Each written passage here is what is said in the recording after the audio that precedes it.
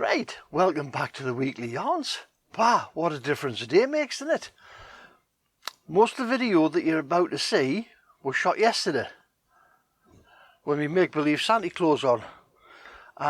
Today, got up, totally, it's not by any means summer, but we're getting there, you know what I mean? It's getting better. We're lying in bed this morning. I can't remember what time it was still dark. And our central heating system's got a frost guard on it at 10 degrees. So if the temperature of the house falls to 10 degrees, the heating will come on sufficiently to put it back up to 10 degrees. I was lying in bed and I could hear the heating going. And I was thinking to myself, it must be cold outside this morning. And it was forecast for -2, -3 last night. So, as I say, I was lying in bed thinking to myself, it must be cold outside there overnight. I would bet he'll be sitting on the fence screaming her head off when I get up, wanting a breakfast because she'll be cold and hungry. But gets up this morning, sure enough the heating had been on, but not a sign of frost, not a sign of ice, nothing. So I don't know what was going on there, but never mind. Hopefully it's a sign that things is going to get better.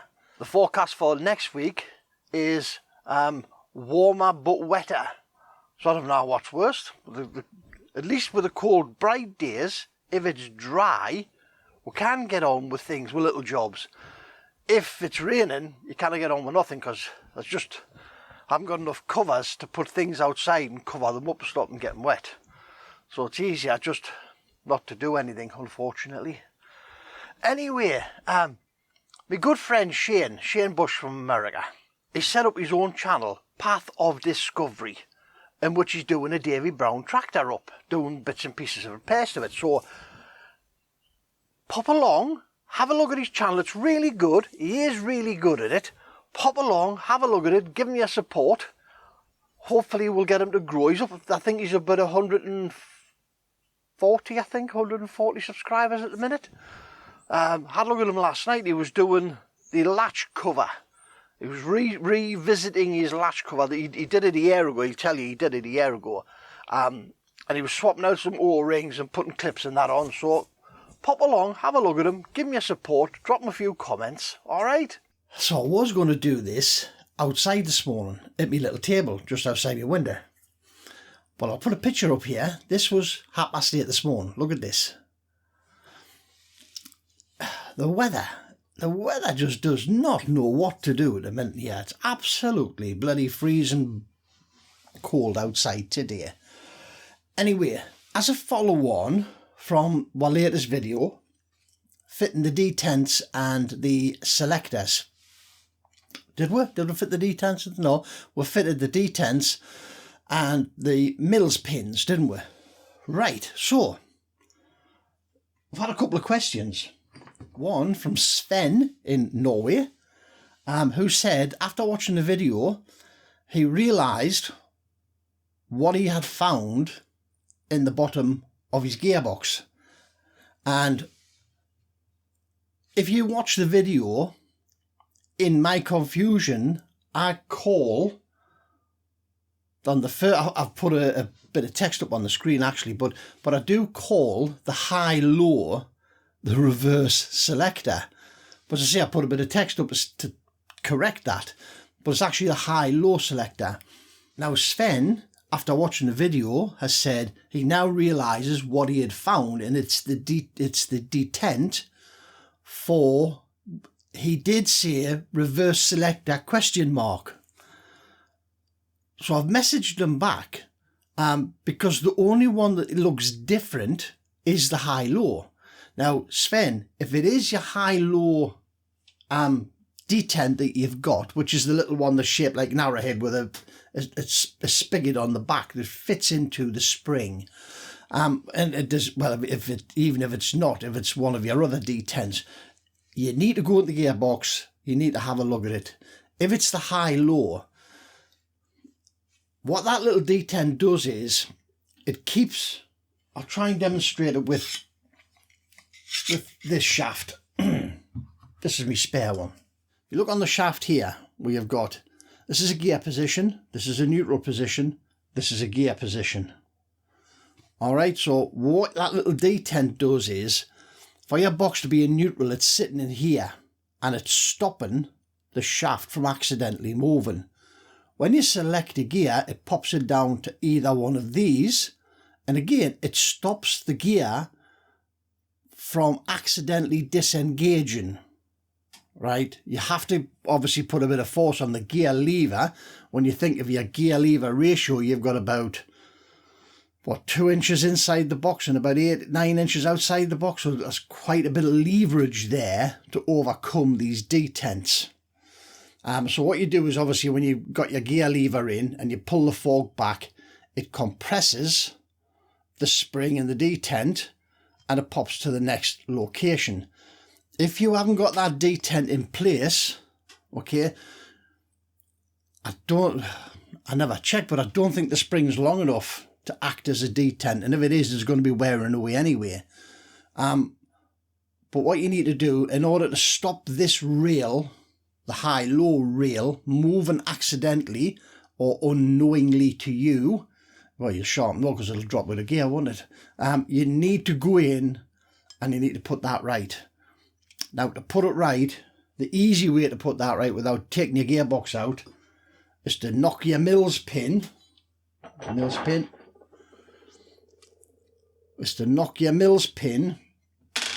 out of your selector so you can pull the shaft back, pop your detent back in, push your shaft forward.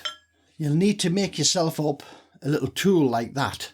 It's just a 3/8 bar of steel with half the diameter ground away for at least 5/8. And why it's 5/8 is because it has to be bigger than the shaft. So you can depress the ball further than the shaft so you can bring the shaft in to retain the ball in its position. Okay, so you need to make one of them, not difficult. However, it is important you get it done because you're going to destroy your gearbox, I think, if you don't. It'll continue to drop out of gear. It'll continue to stress the bearings and the gear teeth itself as it's coming out of gear. So, definitely, it's not a massive task. It's not a massive job. Whip the top off the gearbox, have a look and get that sorted out. All right, let's know how you get on. Another little question pertaining to the gearbox job was, what does the lockout do? Remember in the video, I haven't got a spare one. Remember in the video, the lockout looked like a tiny little dowel with radiuses on both ends. This is your lockout undercut. Okay, so imagine that is your lockout. Your lockout fits in here like this. The rail that runs parallel to this, if this is your one reverse, you've got your 2, 3 down this side, will have an undercut in exactly the same position, in the neutral position, and your little lockout pin fits between them. Now between this face of the rail and its matching opposite number here, there is insufficient space to fit that dowel in. It has to fit in there. I'm going to try and do this right. They have to fit in there. Imagine this is your rail. Your other rail is pushing against that end. This rail can slide up and down. This rail can't because the end of the dowel is in here and physically prevents this rail from moving. Does two things. It stops this rail accidentally sliding with the vibrations or movement of the tractor, but it also prevents the operator, if it was possible, if you think about it with the way the pockets are on the top of there and those closed sleeves, it shouldn't be possible to move the selector from this pocket to the opposite pocket, because when you select a gear, this closed gate should blank off this opening on the opposite selector. So it should not be possible to take this gear lever out of that pocket. But anyway, that's the purpose of a lockout. It is to lock that shaft in place, removing the pins. In the manual it says, and it is true, it is absolutely 100% true, the easiest way to rebuild the gearbox is as I did it in the video.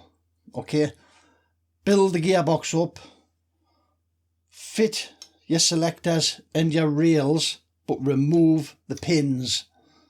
If you don't, you're going to be fighting gravity all the time.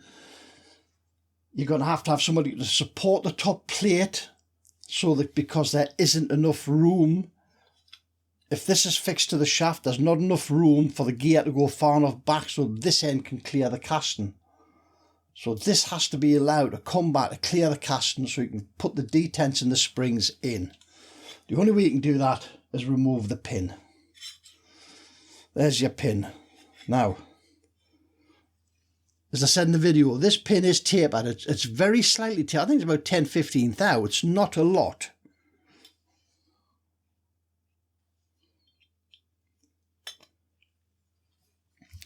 Now, I took a chance on it being tapered rather than parallel.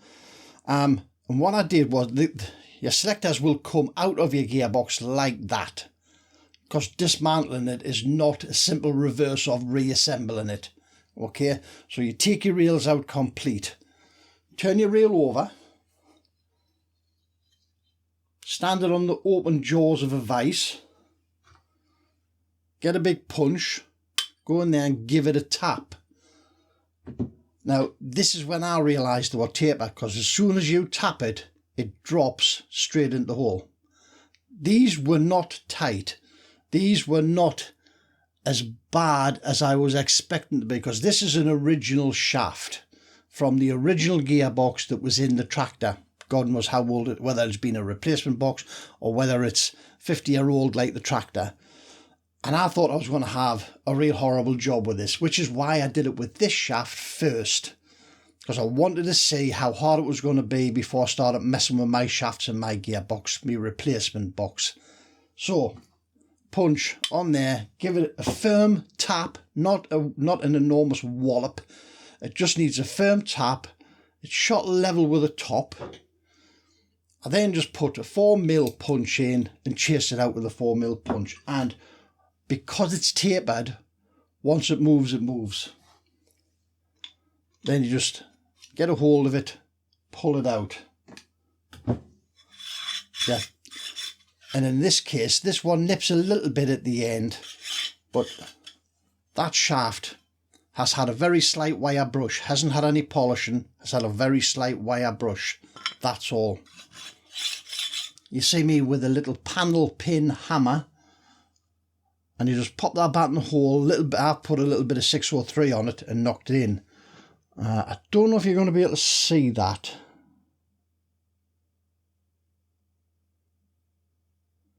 On the surface there, and there's 3 of them. There's 3 grooves cut into the pin, and I think this is to get the metal to upset, to swell, so that when it goes in, it bites in and it doesn't rotate. So it bites in, it locks in, as well as it's being tapered, it locks in with these 3 grooves. Now what I did was I put some 603 down the groove, popped it back in, and you see it's tapping it in just lightly. You don't need a sledgehammer for to knock them back in, but it is by far the easiest way to do that job. It's better than 3 or 4 of you standing around a gearbox fighting with the pins, the shims, the selector rails, the bearings. It would be a nightmare to try and put it together, I think, any other way. If you've put no one together in a different fashion, you have knocked your pins out, drop a comment, let me know how easy, difficult you found it. Alright, right, so back to the garage. Let us see what else we've been getting done this week. I came out earlier, was working in the garage, was busy setting up to do the filament, this filament now, and it started snowing. So I went for my dinner, didn't I? So it stopped snowing. We've got some blue skies out there again now.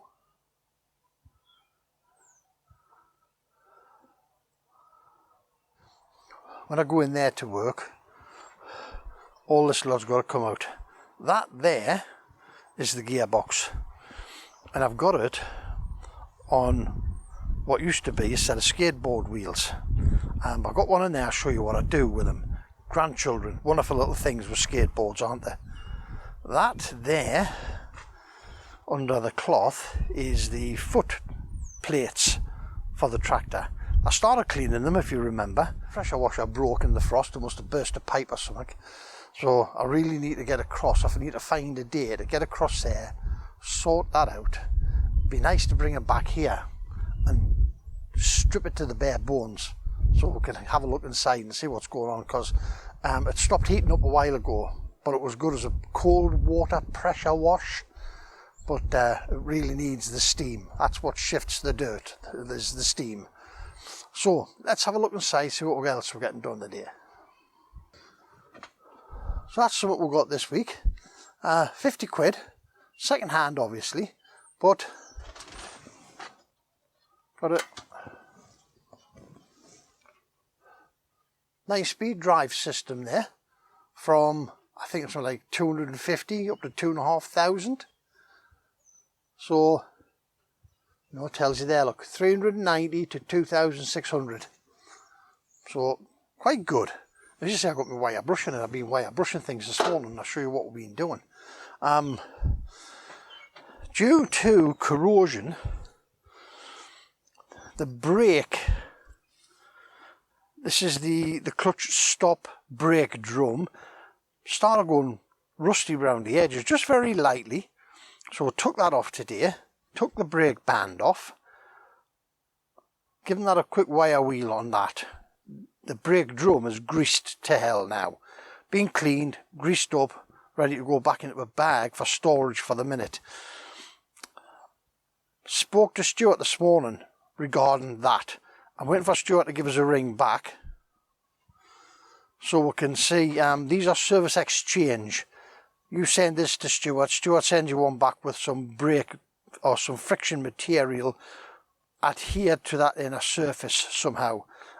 So that's going to go back in. Hopefully we'll get one of them before the gearbox goes in.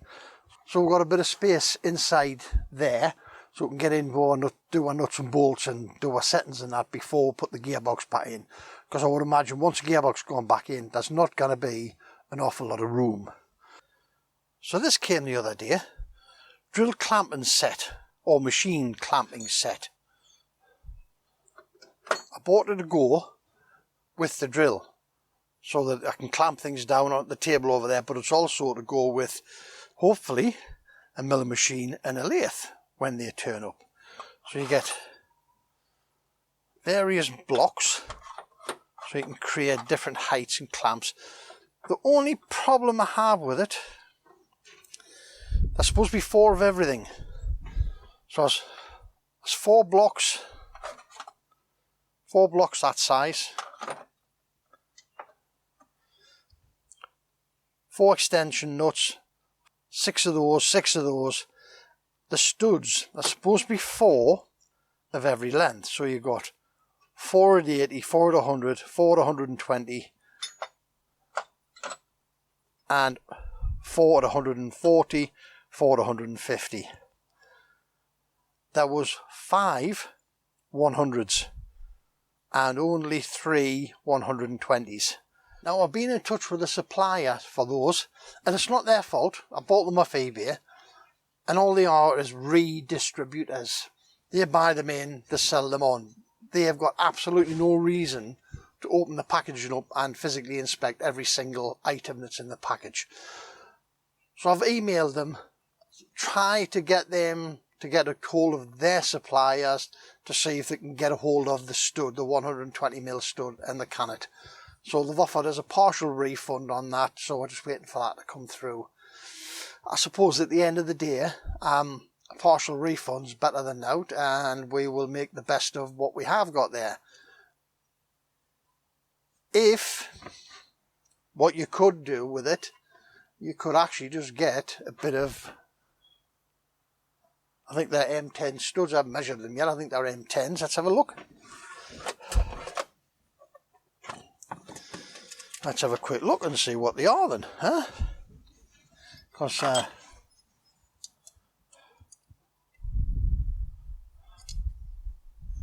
change that to Mickey Mouse measurements. No, they're 12s. They're M12s. So, at the end of the day, it's quite easy, isn't it? Get an M12 nut and bolt, 120mm long, lop the head off it, stick a bit of thread down it, job fixed, innit? Might not be the same colour, but it'll have the same job, won't it? So, it's not the end of the world, is it? It's not the end of the world. Right, what else did we do then? This is what happens when you've got grandchildren. And everybody with grandchildren with skateboards will know exactly where I'm coming from with this one. So we'll get our little darlings that go outside, play on the skateboards. When they get bored, they just jump off the skateboards and leave them, don't they? Unfortunately, they leave them behind the Land Rover, or they leave them behind the tractor. And Mum comes out, jumps in either, never looks around to see if the kids have left their bikes or whatever lying behind them, and runs over the skateboard. Normally snaps them clean in half. So what I do is, I then salvage the bits, and we take off. As you can see here, we take off the trolleys. Bearings and everything's good in them. But I take the trolleys off, nip along to my local DIY shop who sells scraps of timber for, that would probably be about 25p for that piece. Nice piece of plywood. And I just make up little skateboards. But I can...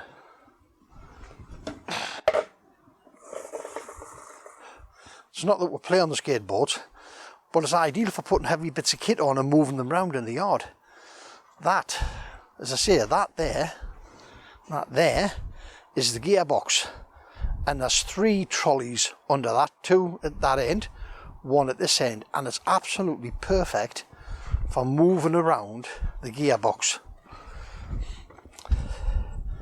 As I say, I think I paid about 75p for that piece of wood. So it's ideal, as I say, for shifting heavy things around. The only thing is, it eats up floor space. But that gearbox can go under the tractor down there.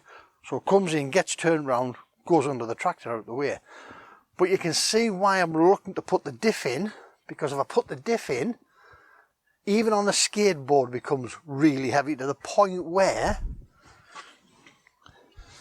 if I'm leaving it on the board for a couple of days, I get a bit of wood, and that goes into the middle of the trolleys to lift, because the wood begins to bore under the weight, because as I say, it is really heavy. So you lift it up, put a bit of 2x1, is it? God, whatever it is. You put that in, put it down, and it rests on the bit of wood on the floor. Saves the stress on the trolleys, because if you look at, 2 ticks, I'll be back. If you look at that trolley, it's bent like that, where the car's gone over the top of it. That one's not so bad, but there's a one on that other one outside here that's the same. It is bored, because I think the tractor went over that lot. Right, so what else have we been getting done? So took the gearbox cover off. Right, a while ago, I can remember us telling you the gearbox cover, and it was after I had that really cold spell. The flange on here, the bare metal flange, had started to get a bit of surface rust on it. So I thought today, I'd come out, take the cover off, clean all the surface rust off, lash a bit of grease on, because I'm starting to put grease on this now. This hasn't getting greased yet, it will do. Get all that greased up, put the cover back on out the way until we get time and weather that we can get that back axle off, get everything in, get it sorted out. Right, let's have a look up at the front here, see what's going on at the front there. Right, so as you can see, I've been in here, got one bag of goodies, which is the circlips and the retaining clip out of here for the brake drum and for the brake band. That's come off, as I say, all round here. But funny enough, it was just on the very edges. And I think what's been happening, the surface rust on here, when I've had this covered with cloths, because there was a tiny bit, and it was only this edge, it wasn't really that edge, there was a tiny bit there, but most of it was here. This 2-3 millimeters here was exposed because the lid had been pushed over, and I had cloths on, and I think the cloths are soaking the oil off. So giving this a good scrub today, round there, taking the brakes off. As I say, we're waiting for Stuart to ring back with a price so we can get that brake button sent away and new friction material adhered to it. Now, I'll tell you what I've just noticed this morning. I didn't notice it when we were doing all this previously. Have a look at this. Look at the discoloration in the shaft there, where the brake drum sits. So at some point in its life, that brake must have rang dry because it's been running hot, because that is blue. Right, that piece of the shaft there is definitely blue. So as I say, two ticks to show you this as well.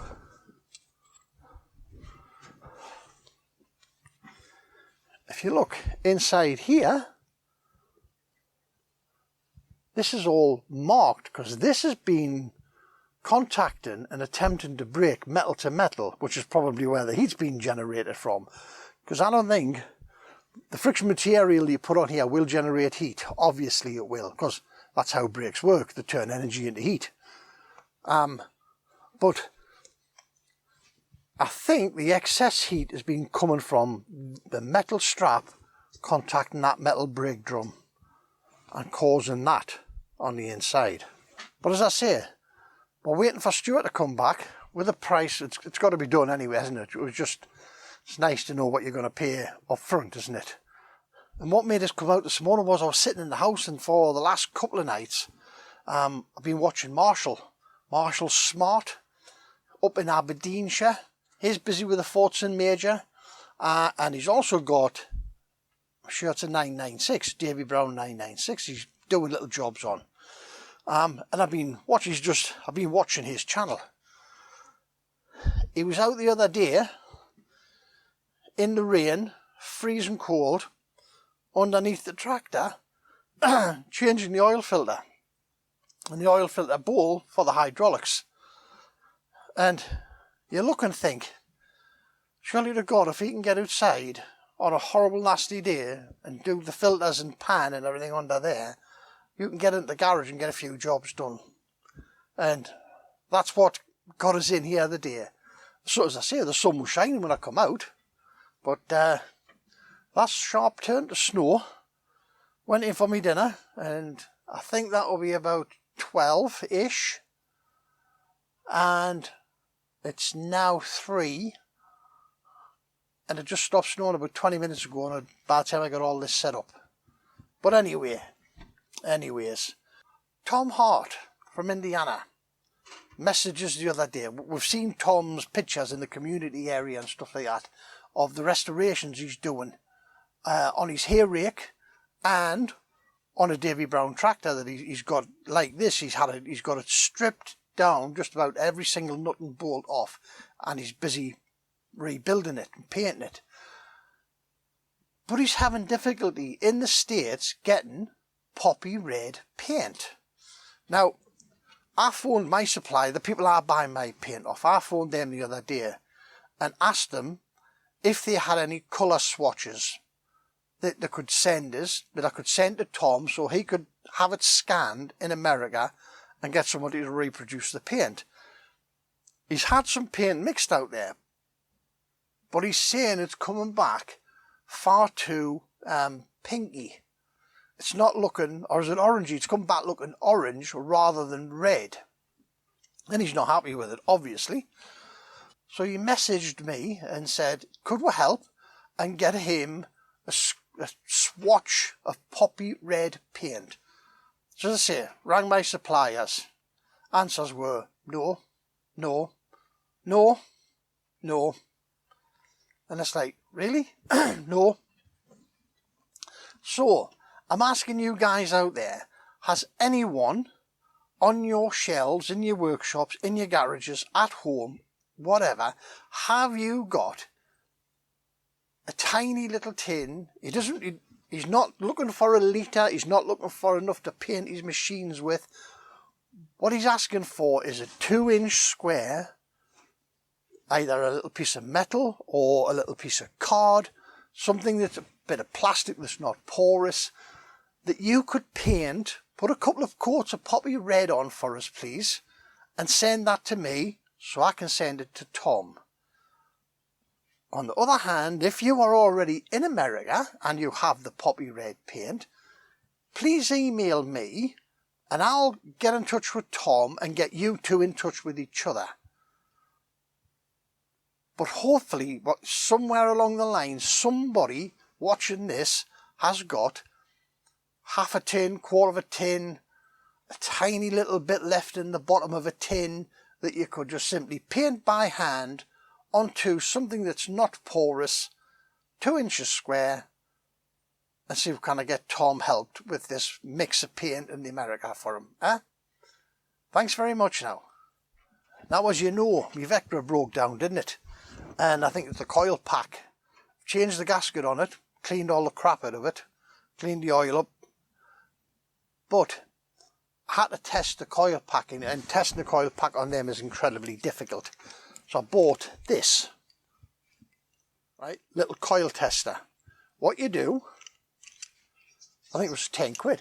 What you do is you plug this into the appropriate coil on the coil pack.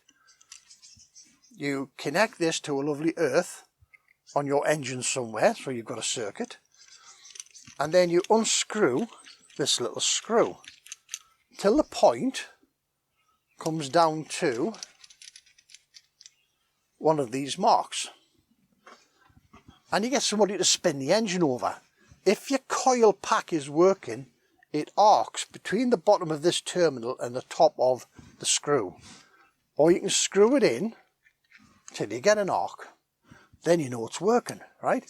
But the further you screw it in, the weaker your coil is. I've seen these used on YouTube, right? And I've seen the guys, just a minute.